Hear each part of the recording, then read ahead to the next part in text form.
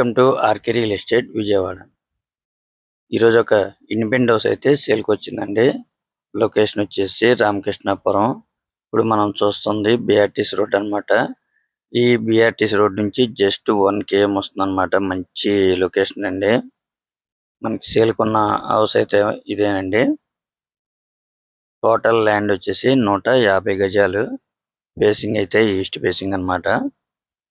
G+2 అండి. మనకి ground వచ్చేసి 2 పోర్షన్లు. ఫస్ట్ ఫ్లోర్ వచ్చేసి 2 BHK అంటే మనకి డబుల్ బెడ్రూమ్ అన్నమాట. మళ్ళీ పెంట్ హౌస్ కూడా ఉందండి. ఈ హౌస్ కి ప్లాన్ ఉంది. బ్యాంక్ లోన్ కూడా వస్తుంది. ఫేసింగ్ అయితే ఈస్ట్. రోడ్ అయితే 18 ఫీట్ రోడ్ అన్నమాట.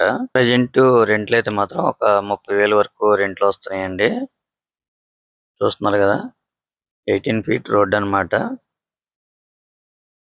కానీ లొకేషన్ పరంగా చూసుకుంటే చాలా బాగుంటుందండి.